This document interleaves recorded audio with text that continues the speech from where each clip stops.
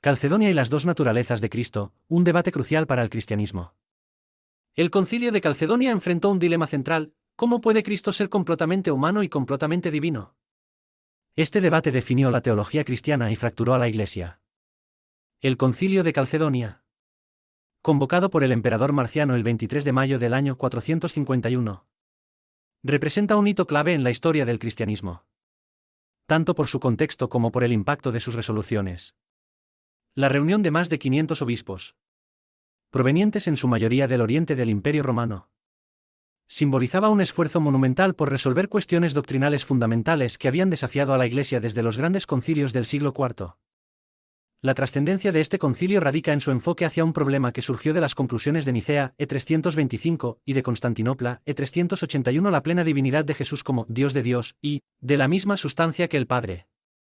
Aunque estas declaraciones resolvieron el arrianismo, plantearon nuevos interrogantes: si Jesús es plenamente divino, ¿cómo puede ser humano? Y si es ambas cosas, ¿cómo se relacionan y coexisten estas naturalezas?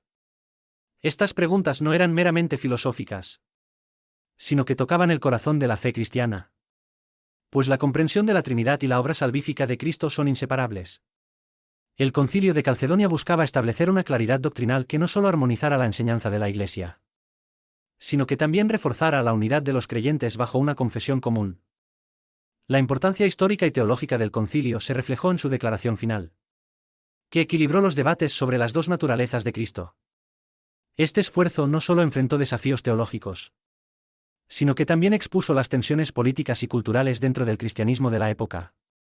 Así, se dejó un legado que marcó profundamente la doctrina cristiana y la estructura eclesiástica en los siglos venideros.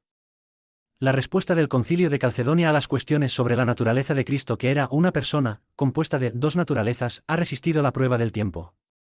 Sin embargo, y a pesar de las esperanzas del emperador Marciano, esta fórmula no logró definir la vida doctrinal de la Iglesia, para siempre, ni puso fin a las disputas que habían llevado a su convocatoria.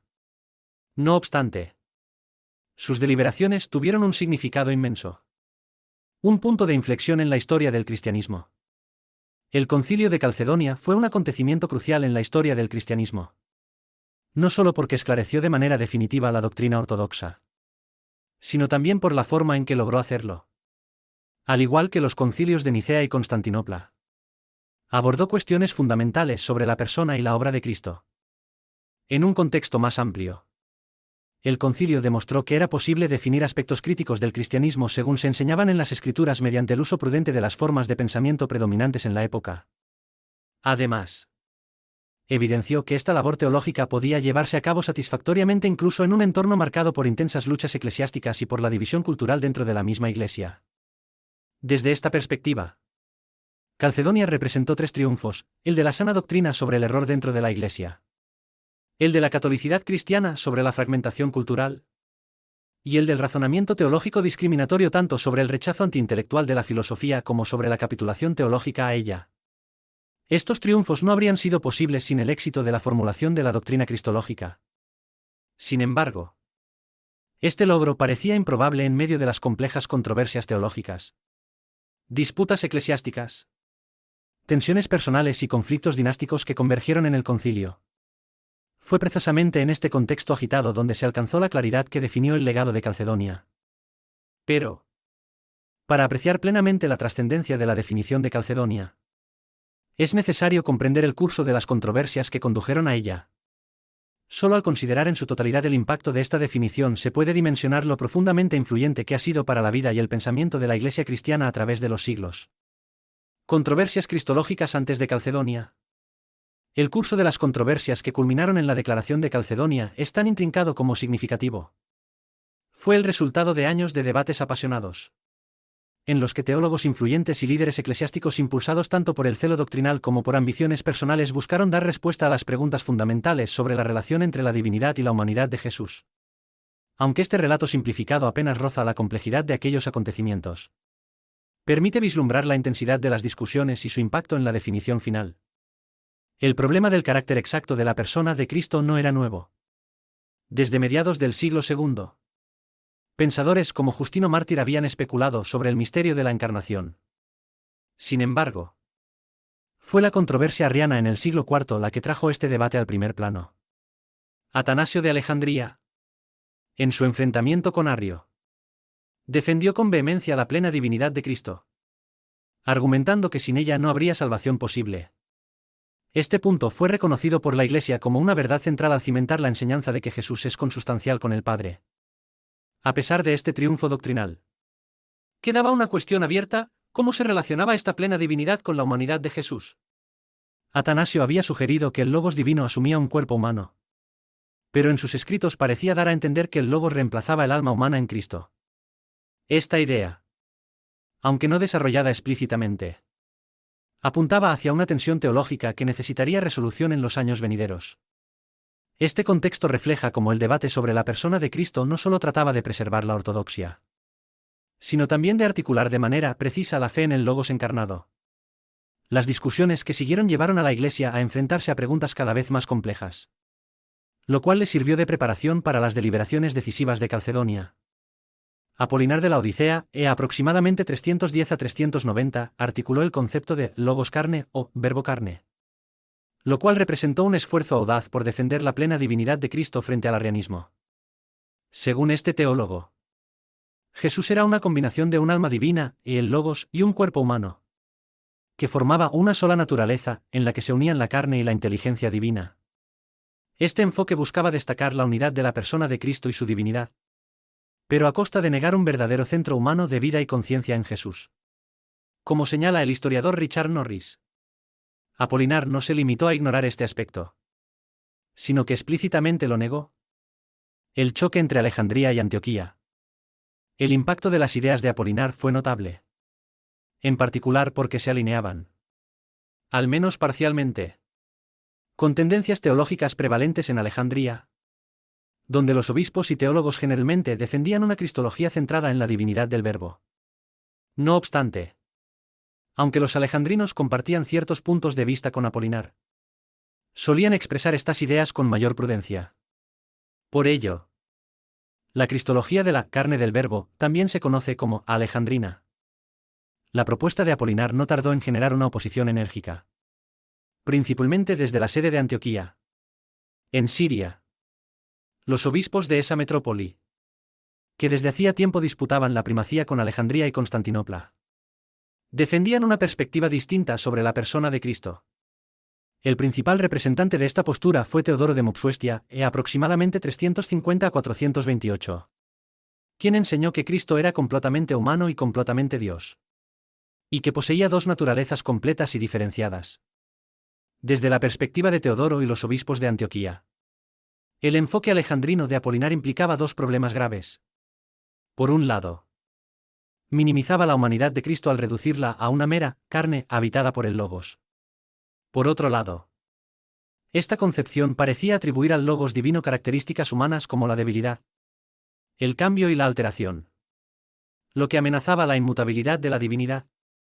Luego, este choque de perspectivas entre Alejandría y Antioquía se convirtió en una de las principales líneas de tensión que condujeron al Concilio de Calcedonia. Nestorio y el título de María como Theotokos.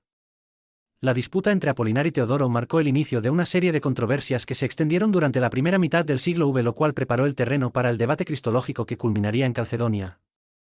Este conflicto alcanzó una nueva intensidad con la figura de Nestorio, hacia 451. Un monje de Antioquía que fue designado obispo de Constantinopla en el año 428. Su postura amplificó las divisiones, pues llevó a un punto crítico la separación entre la humanidad y la divinidad de Cristo, aunque su perspectiva exacta aún es objeto de debate académico. Su predicación encendió una polémica que alteró profundamente el curso de la historia doctrinal. En uno de sus sermones más controvertidos, Nestorio rechazó que María pudiera ser llamada Theotokos, portadora de Dios. Para él, María no dio a luz a Dios, sino al Jesús humano, cuya humanidad, aunque unida al Logos divino, debía considerarse distinta y separada de su naturaleza divina. Este postulado transformó el título Theotokos en un tema central de discusión, pues agudizó la división entre quienes enfatizaban la unidad de la persona de Cristo y quienes subrayaban la distinción entre sus naturalezas. El argumento de Nestorio sobre María también reflejaba un cambio significativo en la importancia de la Madre de Jesús en el pensamiento cristiano de finales del siglo IV. Desde el siglo II, teólogos como Justino Mártir e Ireneo habían contrastado la obediencia de María con la desobediencia de Eva, viendo en ella un modelo de fidelidad que recapitulaba y redimía el error original. La noción de recapitulación, desarrollada por Ireneo, fue ampliada con el tiempo y, para mediados del siglo IV, la virginidad perpetua de María se había consolidado como una enseñanza común, reforzada por figuras como Atanasio. El debate sobre la Theotokos no solo destacaba su papel en el nacimiento de Jesús, también impulsaba una mayor atención a su figura en la vida de la Iglesia. Este fenómeno fue intensificado por las culturas a las que el cristianismo se estaba extendiendo. En el Mediterráneo y el norte de Europa, las religiones paganas atribuían roles prominentes a las deidades femeninas. Para quienes provenían de estas tradiciones, María no era un reemplazo divino, pero sí una figura femenina que satisfacía una necesidad de devoción y reverencia religiosas. En este contexto, las tensiones entre las corrientes teológicas y las influencias culturales convergieron. La figura de María, a la vez humana y profundamente vinculada al misterio de la Encarnación, emergió como un símbolo de unidad en el debate sobre Cristo y como una figura central en la creciente conciencia de la Iglesia, tanto en su dimensión doctrinal como en su práctica devocional. La respuesta a las enseñanzas de Nestorio, liderada por el obispo Cirilo de Alejandría, EM 444, fue contundente y enérgica. Cirilo criticó ferozmente a Nestorio, acusándolo de dividir a Cristo en dos personas desconectadas, lo que, según los alejandrinos, comprometía gravemente su unidad. Para ellos, la afirmación de que María no era Theotokos implicaba un error teológico fundamental, pues negaba que Jesús fuera verdaderamente una sola naturaleza encarnada del Logos divino. En su esfuerzo por contrarrestar a Nestorio, Cirilo apeló también al obispo de Roma, Celestino, buscando su respaldo para reforzar su posición. Sin embargo, lo que comenzó como un debate teológico pronto degeneró en una lucha de poder personal y episcopal. Las sedes de Alejandría y Antioquía, con una larga historia de rivalidad, compitieron intensamente por influir en Constantinopla, que, como sede del emperador, tenía un papel estratégico en el equilibrio de poder dentro de la Iglesia. Debido a su cercanía al centro del imperio, los arzobispos de aquella ciudad a menudo favorecían a una de las dos grandes sedes orientales, inclinando la balanza de poder según sus alianzas. Esta lucha de poder fue exacerbada por la dinámica entre Oriente y Occidente. Las tres principales sedes orientales, Alejandría, Antioquía y Constantinopla, no solo competían entre sí, sino que buscaban activamente el apoyo del obispo de Roma, que era reconocido como la figura eclesiástica de mayor prestigio en Occidente. La posición de los papas se había consolidado especialmente después de que la capital imperial se trasladó a Constantinopla, debilitando el poder secular en Roma. Adicional a eso, las invasiones bárbaras del siglo V redujeron aún más la influencia política en el oeste, dejando al obispo de Roma como un referente de estabilidad y autoridad en medio del caos. Aunque Roma no participaba tan directamente en los debates cristológicos como las sedes orientales, sus pronunciamientos eran decisivos. La autoridad del obispo de Roma le permitió actuar como árbitro en las disputas doctrinales, ya fuera para respaldar a una de las partes en conflicto o para ofrecer una perspectiva independiente. Este papel subrayó la importancia de la interacción entre Oriente y Occidente en la formación del pensamiento cristológico. En este complejo escenario de rivalidad teológica, política y cultural, el debate sobre la naturaleza de Cristo adquirió dimensiones mucho más amplias que otras cuestiones doctrinales. Las disputas sobre la Theotokos y las naturalezas de Cristo reflejaban no solo diferencias teológicas, sino también las tensiones inherentes al intento de mantener la unidad en una iglesia marcada por la diversidad geográfica, cultural y política. La controversia de Eutiques y su impacto. La disputa teológica entre Nestorio y Cirilo alcanzó su punto álgido en el Concilio de Efeso, E 431, que fue convocado para resolver las tensiones entre las posturas antioqueña y alejandrina. Sin embargo, lejos de ser un espacio de reconciliación, la reunión se convirtió en un espectáculo de desacuerdos irreconciliables. Las tensiones entre los dos grupos eran tan intensas que ni siquiera pudieron congregarse en el mismo lugar, llevando a que cada facción realizara sus propios cónclaves y terminara excomulgando a la otra. Ante este caos, el emperador Teodosio II intervino, tomó partido por Cirilo y decretó el destierro de Nestorio, lo que pareció poner fin a la disputa. No obstante, el conflicto estaba lejos de resolverse, ya que las tensiones entre las posturas cristológicas continuaron escalando. La controversia tomó un nuevo giro con la figura de Eutiques aproximadamente 378 a 454. Un monje de Constantinopla que promovía una versión extrema de la cristología alejandrina. Eutiques sostenía que Cristo poseía una sola naturaleza después de la unión, enfatizando la unidad de su persona hasta el punto de prácticamente eliminar cualquier distinción entre lo divino y lo humano. Para él, esta única naturaleza debía ser descrita en términos predominantemente divinos. Esta postura provocó una fuerte reacción por parte de Flaviano, el arzobispo de Constantinopla, quien acusó a Eutiques de herejía por confundir las dos naturalezas de Cristo.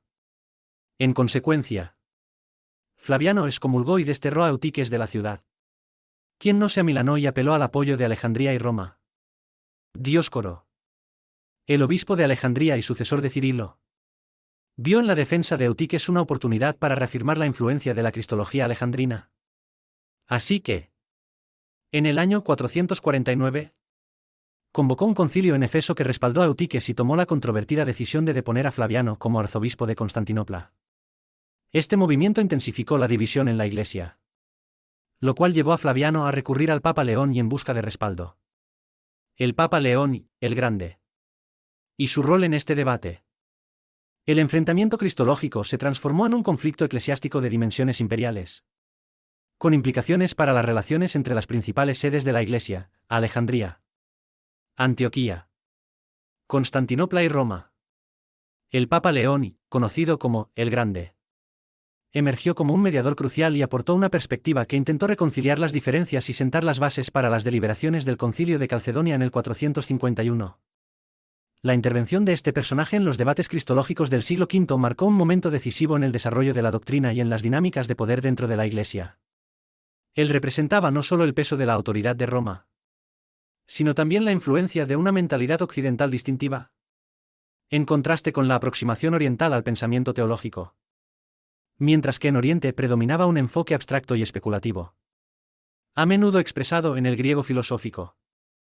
El occidente latino gravitaba hacia la concreción, la practicidad y la sistematización legal.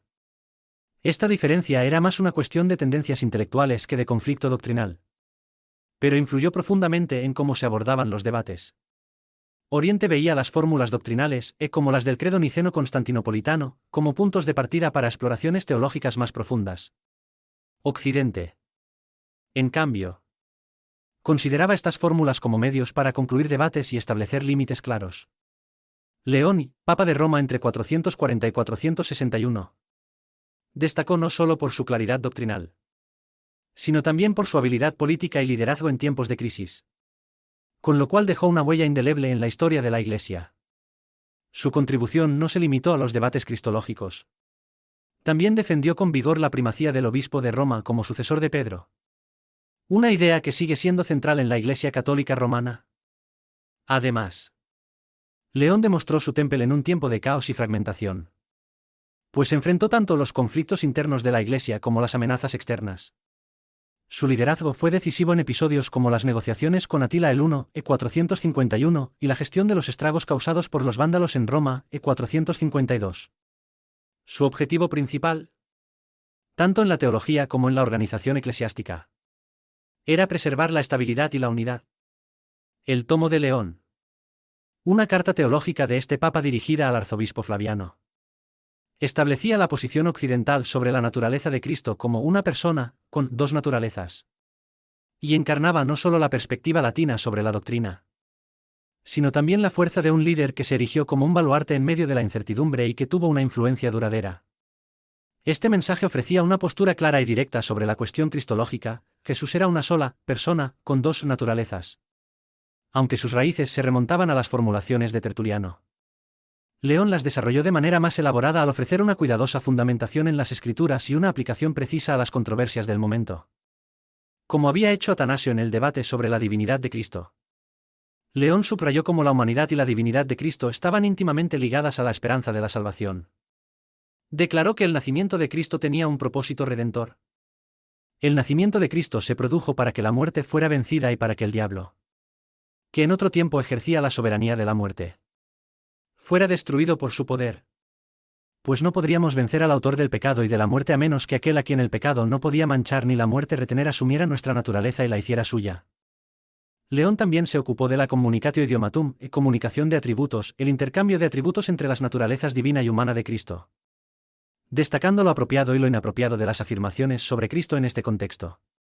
Por ejemplo, abordó cuestiones como si era correcto decir que Dios murió en la cruz o que el hombre Jesús lo sabía todo. En su tomo, León caminó con habilidad por esta cuerda floja, afirmando que cada forma de Cristo como Dios y como hombre lleva a cabo sus actividades propias en comunión con la otra. Con estas palabras, mantuvo la distinción de las naturalezas mientras preservaba la unidad de la persona de Cristo. El sínodo ladrón y la defensa de León y, a pesar de la profundidad y claridad del tomo, Dioscoro, el obispo de Alejandría, rechazó reconocerlo cuando llegó por primera vez en 449.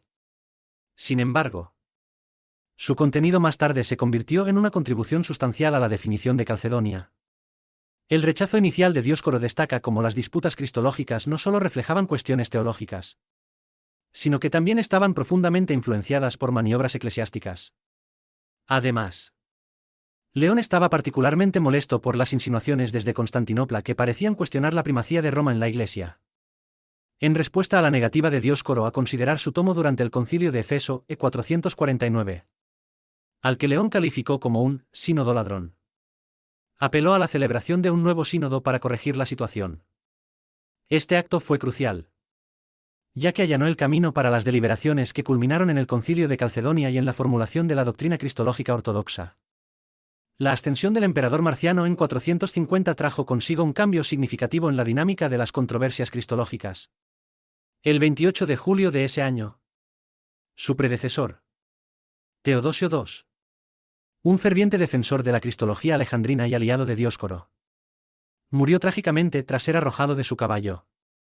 Esto abrió la puerta a la influencia política y doctrinal de Pulqueria, hermana de Teodosio, quien tenía fuertes lazos con León y favorecía una cristología que subrayaba las dos naturalezas de Cristo. Más alineada con la posición antioqueña, Pulqueria no solo se convirtió en una figura clave en el poder detrás del trono, sino que también aseguró la sucesión imperial al elegir a Marciano como su consorte. Este cambio de liderazgo inclinó decisivamente la balanza contra Dioscoro y los defensores de la postura alejandrina, reconociendo la urgencia de resolver el prolongado conflicto teológico. Marciano convocó el Concilio de Calcedonia para abordar y resolver de manera definitiva la cuestión cristológica. El resultado de las deliberaciones de este sínodo quedó plasmado en una formulación leída por el propio Marciano el 25 de octubre de ese año. Esta definición, basada en las enseñanzas de los Santos Padres, establece un equilibrio crucial en la comprensión de la naturaleza de Cristo. Así, siguiendo a los Santos Padres, todos a una voz enseñamos la confesión de un solo y mismo Hijo, nuestro Señor Jesucristo, el mismo perfecto en divinidad y perfecto en humanidad, el mismo verdaderamente Dios y verdaderamente hombre, de alma racional y cuerpo, consustancial e homoousios, con el Padre en cuanto a su divinidad, y el mismo consustancial e homoousios, con nosotros en cuanto a su humanidad, semejante a nosotros en todo excepto en el pecado, e engendrado antes de los siglos del Padre en cuanto a su divinidad. Y en los últimos días el mismo para nosotros y para nuestra salvación de María, la Virgen portadora de Dios e Theotokos en cuanto a su humanidad, uno y el mismo Cristo. Hijo, Señor, unigénito, reconocido en dos naturalezas que no sufren ninguna confusión, ningún cambio, ninguna división, ninguna separación. En ningún momento la diferencia entre las naturalezas fue quitada por la unión, sino que la propiedad de ambas naturalezas se conserva y se reúne en una sola persona y un solo ser subsistente. Hipástesis, no está partido ni dividido en dos personas, sino que es uno y el mismo Hijo unigénito, Dios, Verbo, Señor Jesucristo, tal como los profetas enseñaron desde el principio acerca de Él, y como el mismo Señor Jesucristo nos instruyó, y como el credo de los padres nos lo transmitió. Esta declaración representó un compromiso teológico cuidadosamente elaborado, que integraba elementos de ambas tradiciones principales. Subrayaba la unidad de la persona de Cristo mientras mantenía la integridad de sus dos naturalezas, divina y humana, en una fórmula que evitaba tanto la confusión como la separación. La definición de Calcedonia se convirtió en un punto de referencia para la ortodoxia cristiana, influyendo profundamente en el desarrollo doctrinal y en la unidad de la Iglesia, incluso en medio de las tensiones culturales y políticas de su tiempo.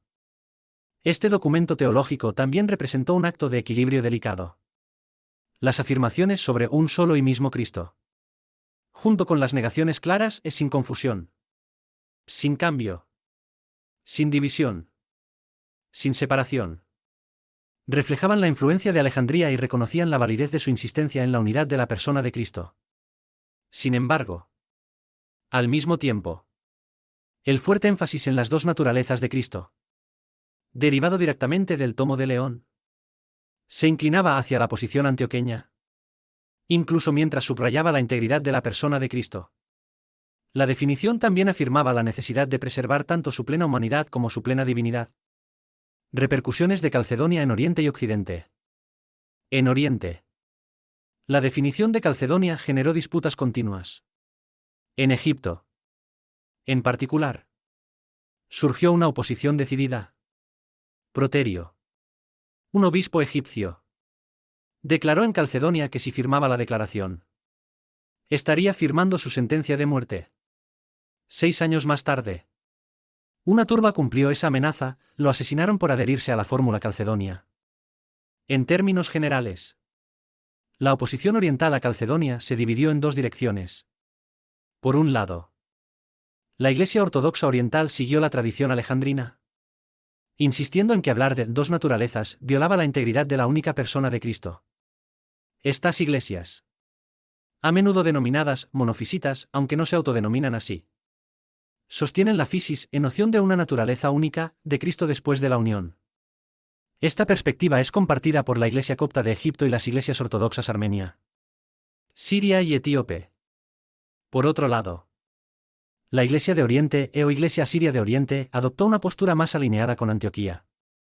Aunque hoy acepta que Cristo es una persona, también enseña que esa persona conservó dos sustancias, hipóstasis, distintas, una divina y otra humana. Esta posición refleja un compromiso con la plena humanidad y divinidad de Cristo, pero difiere de la formulación calcedonia. En tiempos recientes, los miembros de esta iglesia han sufrido de manera intensa, especialmente bajo la violencia anticristiana en Irak. Estas divisiones revelan las tensiones persistentes tras Calcedonia. Aunque la definición buscaba unificar la comprensión cristológica, en Oriente se convirtió en una fuente de fracturas teológicas y eclesiásticas que perduraron a lo largo de los siglos. Allí surgieron disputas teológicas que dejaron profundas consecuencias. Las divisiones entre las iglesias que aceptaban Calcedonia y aquellas que la rechazaban no solo alimentaron la acritud teológica y eclesiástica, también debilitaron significativamente al cristianismo en la región. Este debilitamiento agravado por las tensiones internas fue uno de los factores que facilitaron el avance del Islam, el cual conquistó vastos territorios del mundo árabe a mediados del siglo VII. En contraste, en Occidente la respuesta a la declaración calcedonia fue más positiva y uniforme. Aunque esta declaración no se consideraba la última palabra sobre el misterio de Cristo, fue vista como una base sólida que permitía una reflexión teológica continua sobre este tema central de la fe cristiana. También fue respaldada, aunque con ciertas disputas, por las iglesias ortodoxas orientales, contribuyendo a una relativa estabilidad doctrinal en esa región. No obstante, el concilio no resolvió todos los problemas, ni siquiera en Occidente. Leoni, aunque satisfecho con la adherencia de Calcedonia a su tomo, estaba profundamente insatisfecho con algunas de las decisiones administrativas del concilio, en particular con el Canon 28, que reconocía una mayor dignidad para el arzobispo de Constantinopla. León consideraba esto un desafío a la primacía del obispo de Roma. Esta disputa subrayó las tensiones latentes entre Oriente y Occidente, lo cual evidenció que, aunque Calcedonia había abordado las cuestiones doctrinales, no pudo cerrar la brecha creciente entre las dos tradiciones. Historiadores como W. H. C. Friend han señalado que las diferencias en la mentalidad y los puntos de vista sobre la autoridad eclesiástica destacadas en Calcedonia presagiaron el eventual gran cisma entre Oriente y Occidente. Como Friend observa, las posiciones asumidas por Roma y Constantinopla en Calcedonia respecto al poder relativo de las dos sedes no debían revertirse, aunque la política postergó el cisma final hasta 1054. Las tensiones doctrinales y de autoridad ya estaban profundamente enraizadas. En este sentido, Calcedonia marcó tanto un éxito en la formulación doctrinal sobre la persona de Cristo como un recordatorio de las divisiones irreconciliables que continuaron configurando la historia de la Iglesia cristiana. Legado teológico de Calcedonia. A pesar de que la decisión del 451 no logró unir completamente a las iglesias de Oriente y Occidente, el Concilio de Calcedonia fue crucial para clarificar la enseñanza cristiana. Su declaración, cuidadosamente equilibrada, articuló de manera precisa la doctrina fundamental de la fe. En particular, reafirmó los temas centrales del Nuevo Testamento, que Cristo es una persona unida e integrada, plenamente Dios y plenamente hombre, cuyas naturalezas divina y humana permanecen sin confusión, pero están armoniosamente unidas. Calcedonia se destacó por su cautela teológica, evitando ir más allá de lo que la Escritura declaraba explícitamente para satisfacer la curiosidad especulativa del siglo V. Como han señalado muchos comentaristas, la declaración tuvo el efecto de delimitar un espacio seguro donde podía continuar la reflexión sobre la persona de Cristo.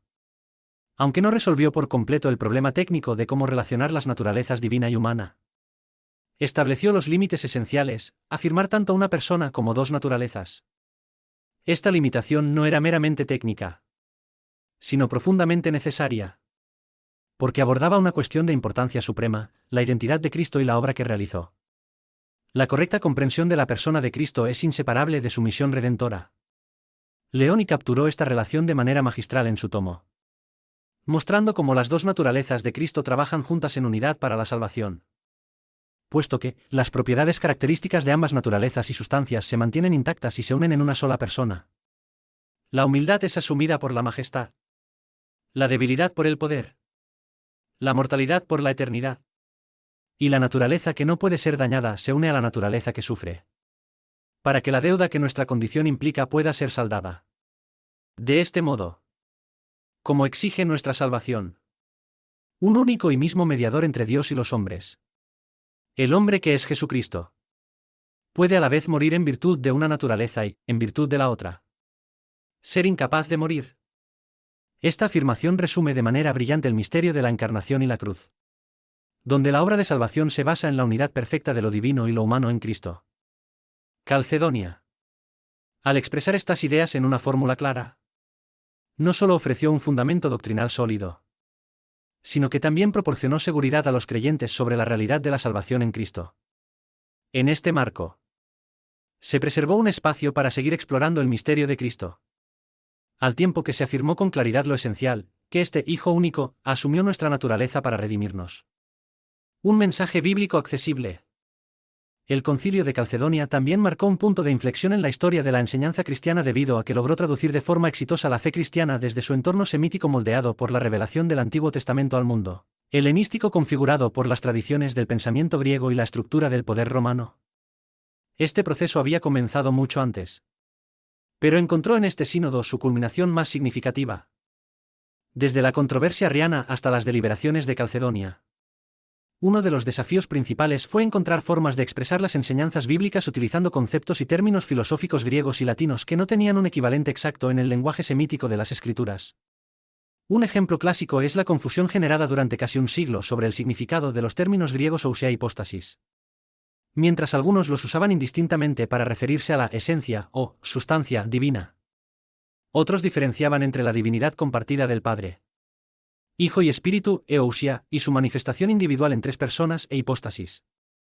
Esa ambigüedad provocó debates intensos que solo comenzaron a resolverse en el Concilio de Alejandría, E362, donde se estableció una regla de traducción. Según este acuerdo, ousia se tradujo como substancia en latín y representaba la esencia divina genérica, e hipóstasis se tradujo como persona para indicar las distinciones dentro de la Trinidad. Esta clarificación fue fundamental para preparar el camino hacia la fórmula nicena y, finalmente, para el trabajo de Calcedonia. Sin embargo, el logro de Calcedonia va más allá de estas cuestiones técnicas. Representa el éxito de un proceso que puede rastrearse hasta el Nuevo Testamento, como destaca el misiólogo escocés Andrew Walsh. En pasajes como Hechos 11 y 20. Algunos hombres de Chipre y Cirene hablaron de Jesús como Señor al proclamar las buenas nuevas a los griegos en Antioquía. El paso de presentar a Jesús como el Mesías exclusivamente en términos hebreos a describirlo como el Señor universal en un contexto griego marcó el inicio de la traducción conceptual del Evangelio a un mundo más amplio. En este sentido, Calcedonia puede verse como la culminación de la obra iniciada por aquellos primeros evangelistas que llevaron el mensaje de Cristo más allá de las fronteras del judaísmo. Al afirmar que Jesús es una sola persona con dos naturalezas, Calcedonia logró articular la fe cristiana en un lenguaje que resonaba tanto con el pensamiento semítico de las Escrituras como con las tradiciones filosóficas griegas. Esto no solo preservó la integridad del mensaje bíblico, sino que también lo hizo accesible y relevante en un mundo culturalmente diverso. El impacto de Calcedonia en la historia del cristianismo no puede ser exagerado. Para una fe que eventualmente abarcaría culturas tan diversas y alejadas del judaísmo de Oriente Medio y el helenismo mediterráneo. Lo que sucedió en Calcedonia fue de una importancia fundamental. Este concilio demostró que el núcleo del mensaje del Evangelio podía preservarse, incluso cuando se articulaba en un lenguaje conceptual diferente al de las Escrituras. Aunque términos como ousia, hipóstasis, substancia y persona no se encuentran en la Biblia y su origen no está directamente conectado con el contexto semítico de las Escrituras, Calcedonia utilizó estas herramientas conceptuales de manera efectiva para expresar la verdad de la encarnación y la obra salvadora de Dios. Para la historia de la doctrina cristiana, Calcedonia tuvo un significado trascendental en dos sentidos principales. En primer lugar, representó una reformulación sabia y equilibrada de la revelación bíblica, al articular con claridad la naturaleza de Cristo como una persona con dos naturalezas. Preservó la integridad del mensaje bíblico. En segundo lugar, logró traducir ese mensaje a un lenguaje conceptual griego y latino, haciendo que la fe cristiana pudiera resonar en un mundo culturalmente diferente y más amplio. Este concilio no fue Pentecostés, pero al sintetizar fielmente la historia bíblica y traducirla de manera eficaz, permitió que el mundo helenístico escuchara las maravillas de Dios en su propio lenguaje. Además, confrontó los extremos doctrinales que habían surgido en la cristología. La tradición alejandrina, con su enfoque en la palabra hecha carne, tendía a minimizar la humanidad plena de Cristo, llevada al extremo. Esta perspectiva fomentaba una teología que devaluaba aspectos fundamentales de la humanidad, como el cuerpo, la carne, la vida cotidiana y el sufrimiento. En este sentido, la teología alejandrina extrema podía conducir a un descuido supraespiritual del mundo material. Calcedonia se erigió como un correctivo frente a estos desequilibrios, al afirmar la plena humanidad de Cristo junto con su plena divinidad. El concilio restauró un equilibrio necesario. Reconoció el valor inherente de la vida humana y del mundo creado, así como la profundidad del misterio de la encarnación, donde el Logos asumió nuestra naturaleza para redimirla. El legado de Calcedonia, por lo tanto, no solo se encuentra en su articulación doctrinal, sino también en su capacidad para guiar a la Iglesia lejos de extremos dañinos, hacia una comprensión más completa de la relación entre lo divino y lo humano en Cristo. Esta síntesis continua de la enseñanza bíblica y su traducción cultural siguieron siendo esenciales para la misión y la vida de la Iglesia en los siglos venideros. Cuando la cristología antioqueña, que subrayaba la distinción entre la divinidad y la humanidad en Cristo, se llevó al extremo, generó un problema opuesto al de la tradición alejandrina. Este enfoque radical tendía a subvertir la conexión orgánica entre lo divino y lo humano en Cristo, dividiendo de manera tajante lo sagrado y lo secular. Este tipo de perspectiva ha reaparecido repetidamente en la historia de la Iglesia como una tendencia a compartimentar la vida en dos esferas separadas, las cosas de Dios y las cosas del mundo, herméticamente aisladas entre sí. En su forma más extrema, esta visión antioqueña fomentó un efecto secularizador al no reconocer como la vida cotidiana. La creación y la humanidad están intrínsecamente unidas a la vida en Dios. Una realidad que Jesús demostró al asumir nuestra naturaleza y santificarla. Calcedonia, pilar de la fe cristiana. La definición de Calcedonia corrigió este desequilibrio al rechazar una fragmentación de la vida terrenal y enfatizar la conexión entre lo divino y lo humano. La definición insistió tanto en la plena humanidad de Cristo, en línea con la preocupación antioqueña, como en la unidad de su persona, en consonancia con la tradición alejandrina. Este acto de equilibrio proporcionó una guía esencial para la vida cristiana en el mundo. Calcedonia exige a los creyentes sostener una visión integrada, reconocer la dignidad y el valor de la vida cotidiana y de la humanidad misma, en la perspectiva antioqueña, mientras mantienen una espiritualidad plena que une a los creyentes con Dios en todas las esferas de la existencia, en la perspectiva alejandrina. La genialidad del concilio fue reunir estas dos perspectivas aparentemente opuestas, insistiendo en que ninguna debía predominar sobre la otra, sino que debían coexistir en armonía. Al final, La trascendencia de Calcedonia no radica únicamente en su equilibrio teológico o en su precisión doctrinal. Su importancia eterna se encuentra en que su declaración refleja fielmente la realidad central del cristianismo, que en Cristo lo divino y lo humano están unidos sin confusión ni separación. Como escribió el apóstol Juan, el Verbo se hizo carne y habitó entre nosotros. Ya en 1 y 14, ENBLA. Esta verdad, afirmada por Calcedonia, proporciona la base para una vida cristiana que puede abrazar tanto el mundo creado como la gloria de Dios, unificando todas las cosas en la persona de Cristo.